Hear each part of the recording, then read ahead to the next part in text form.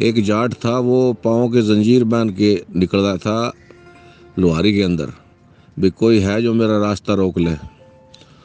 तो वो उसने उसकी जंजीर पर पाँव रखा था, वो रंगड़ था, और उसका बेटा इस जगह एक कामयाब वकील है सराय सिद्धू में, और उस जाट को उस जगह जान से मारा था उसने। ये एक मशहूर वाक़या उस जगह का।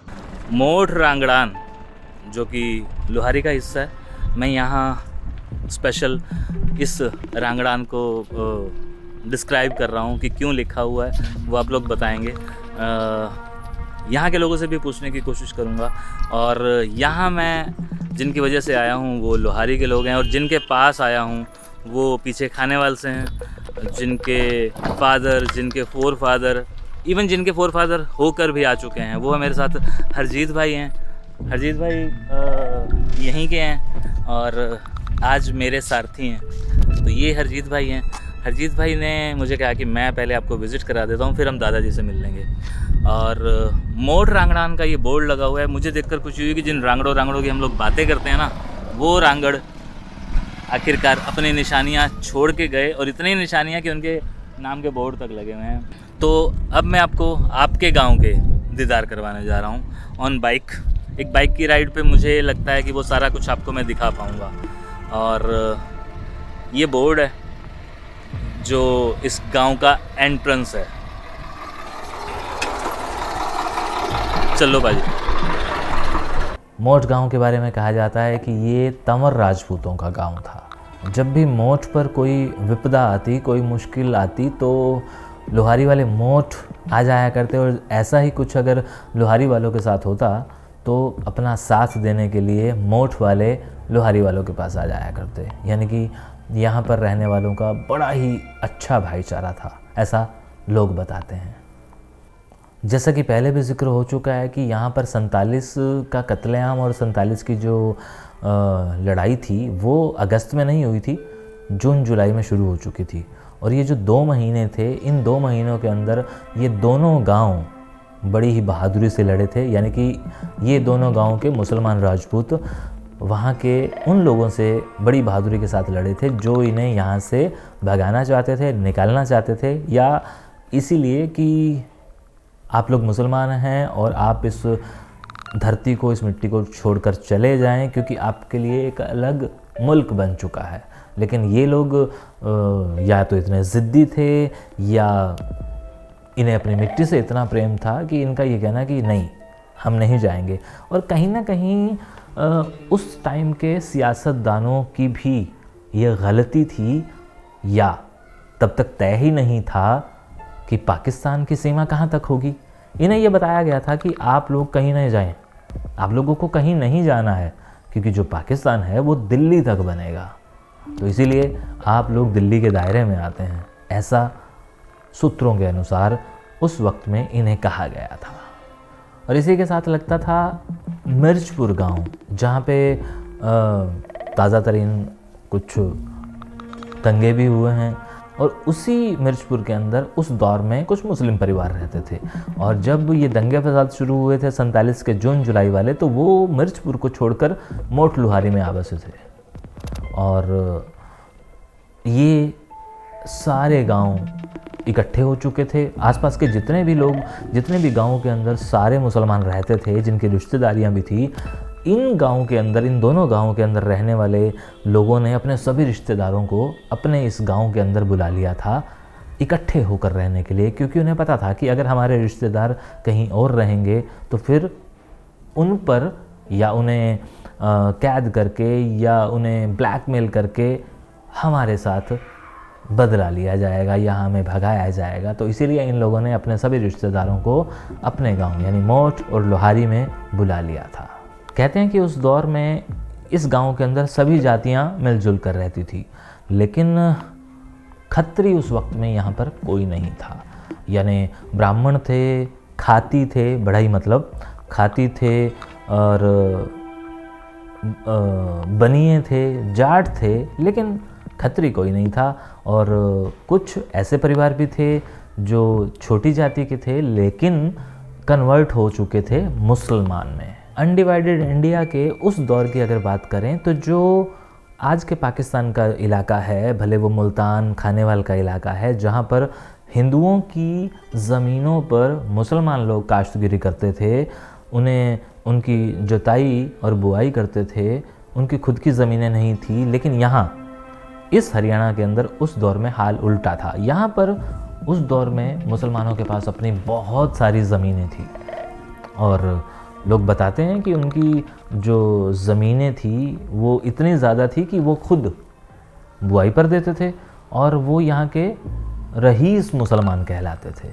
और उन मुसलमानों की ज़मीनें यहाँ की जितनी भी जातियाँ थी, जितने भी बिरादरियाँ थी, वो ठेके पर या शेयरिंग में बुआई जुताई करती थी, काश्तगिरी करती थी। और अगर उस वक्त के भाईचारे की बात करें तो सवाल वही आता है कि जनाब जी भाईचारा कैसा था, कैसे लोग रहते थे? तो सुनाने वाले बुज़ुर्ग यही बताते हैं कि बहुत अच्छा था, एक साथ रहते थे, इतना कभी भेदभाव वैर भाव नहीं था। लेकिन बंटवारा होने की खबर आते ही यहाँ के हिंदुओं में और वहाँ के मुसलमानों में फ़र्क आ गया था। उनकी आंखों के अंदर एक चमक आ गई थी और उन्हें ये लगने लगा था कि अब ये ज़मीनें, इनके डंगर, इनकी जो भी चीज़ें हैं वो अब हमारी होने वाली हैं। और ये फ़र्क आप आलमगीर की कहानियों में सुन सकते हैं और यही फ़र्क आप हमारी कहानियों में भी सुन सकते हैं। मोट को जब जब याद किया जाता है 47 के हवाले से तो एक शख्स का नाम ज़रूर आता है और वो है हाकम अली सक्का, जिसके बारे में ये कहा जाता है कि इस आदमी ने बड़ी ही बहादुरी के साथ लड़ाई लड़ी थी और शहादत पाई थी। ये उसी परिवार के वर्ड्स हैं। और इसी गांव का एक कोई बड़ा ही पहलवान टाइप एक जाट हुआ करता था, जिसने उस दौर में चैलेंज किया था कि कोई अगर है जो मेरा मुकाबला कर सके। जब वो चलता था तो वो जंजीर रगड़ती हुई मिट्टी से या ईंटों से जाती थी, तो पता चलता था कि हाँ वो व्यक्ति यहाँ से गुज़र रहा है। और वो चिल्लाकर एक चैलेंज दिया करता था ये कि कोई है जो मेरा मुकाबला कर सके। उस जाट का चैलेंज एक्सेप्ट किया था एक रांगड़ ने, एक राजपूत ने, और उस रांगड़ राजपूत ने उस जाट को मारा था। ये किस्सा मुर्तज़ा भाई ने पाकिस्तान से मेरे पास भेजा था कि जिस रांगड़ राजपूत ने मारा था वो आदमी फौज के हाथों मारा गया था और उसके परिवार को नहीं पता चला था कि वो मारा गया है, क्योंकि तब वो उस भीड़ में, उस जत्थे में पीछे रह गया था। और जब पूरा जत्था पाकिस्तान पहुंचा था तो उसे ढूंढा गया। तब किसी ने बताया था कि आप लोगों का वो जो बंदा है जिसे आप ढूंढ रहे हैं, जिसने उस जाट को मारा था, उसकी तो गर्दन में गोली लगी हुई है और वो मर चुका है। तो ये वाक़या पाकिस्तान में बड़ा याद किया जाता है कि मोट गांव के उस जाट को उस रांगड़ ने मारा था। और ये वाक़या मुझसे शेयर किया था मुर्तज़ा भाई ने। और जब ये लड़ाई हुई थी ना, जो हमला मोट पे होता था तो लोहारी वाले आ जाते थे, जो लोहारी पे होता था मोट वाले उधर चले जाते थे। और 2 महीने बड़े लोग ये बहादुरी से लड़े, इनका आने का प्रोग्राम ही नहीं था, क्योंकि इनसे वादा किया गया था भी पाकिस्तान दिल्ली तक बनेगा, जिन उम्मीदों पर पानी फेर दिया सरदार तारा सिंह ने। दूसरी बात, हाँ लड़ाई के कुछ शाहिद थे, जो बंदे मर गए वो बताते थे ऐसे ऐसे हुई। मेरे गांव में एक बंदा आबाद है लोहारी का, उसके वालिद की ये तारीख है, उसका नाम पूछ के बताऊंगा। उसको आप जिक्र करोगे ना किसी बुज़ुर्ग से तो वो ज़रूर बताएगा। एक जाट था, वो पाँव के जंजीर बांध के निकल रहा था लोहारी के अंदर, भी कोई है जो मेरा रास्ता रोक ले। तो वो उसने उसकी जंजीर पर पाँव रखा था, वो रंगड़ था, और उसका बेटा इस जगह कामयाब वकील है सराय सिद्धू में, और उस जाट को उस जगह जान से मारा था उसने। ये एक मशहूर वाक़या उस जगह का। रही काफ़िले की बात, तो काफ़िले की बात इस तरह है भाई, ये काफ़िला ऐसे अफरा तफरी में बना था ना, ये हिसार की तरफ गया था निकल के। उसमें रास्ते पे भी 1-2 गांव में मार काट हुई है इनके हाथों से, कुछ उनके हाथों से हुए। वहाँ भी मुठभेड़ हुई है सिखों की और उनकी। वो ऐसे थी कि आर्मी आई थी, आर्मी ने शेलिंग की, जब वो शैलिंग हुई है ना, उसमें फिर लोग निकल के भागे। और जो वो मैंने बताया था ना भाई, जो जाट अपना वो जिसने पाँव पे जंजीर रखी थी रंगड़ ने और उसे मार दिया था जाट को, वो बंदा भी उसी में मरा था। और उस बंदे के मरने की शहादत यहाँ जो आके दी, एक बंदे ने बताया था अभी, वो बंदा मर गया, वो यहीं है ख़ानदानाबाद है लुहारी का। उसने वो उस लड़ाई में शामिल था, बुजुर्ग, वो मर गया IIT की दाई में। उसने बताया था भी वो तुम्हारा बहनोई जो है वो मेरे सामने, उसकी गर्दन में गोली लगी हुई थी, मैंने खुद तड़पता देखा, वो मर गया था। और जो वो जत्था था जो लोहारू और मोठ के मुसलमानों का निकला था, जो सिसाई से हिसार की तरफ लोग निकले थे, ये सब जाकर पहुँचे थे उकलाना मंडी में, जहाँ पर ऑलरेडी एक बहुत बड़ा कैंप लगा हुआ था।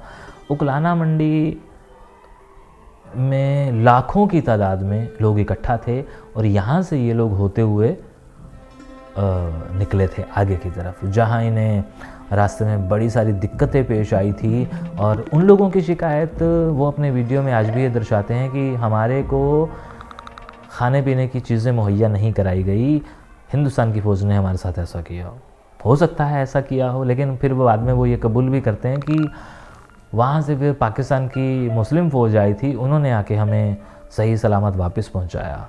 तो ये जो लाखों की तादाद में जो जत्था था मोठ लुहारी से होता हुआ उकलाना मंडी में आके पहुँचा था। मोठ के साथ लगते कुछ गांव हैं, उनके नाम भी सुन लीजिएगा। वो हैं मोठ करनैल, लोहारी राघो, शाहपुर, राजपुरा, बुडाना, गामरा, पाली, नारनौंद, राखी, राखी खास, भैणी, अमीरपुर, खेड़ी जलाब, सुलक्षणी, रजथल, नाटा, मिर्चपुर, कागसर, कोट खुर्द, कोट कलां, घाणी ब्राह्मण, पटवार, हैबतपुर, माड़ा। और इस गांव में जो ज़बानें बोली जाती हैं वो हरियाणवी है, पंजाबी है, हिंदी है और बांगड़ी ज़बान भी कहीं कहीं बोली जाती है। और इस गांव के आसपास जो स्टेशन लगते हैं वो हैं हांसी और जींद और बरसोला और बुगाना। इस गांव की बहुत ज़्यादा हिस्ट्री मेरे पास नहीं पहुंची।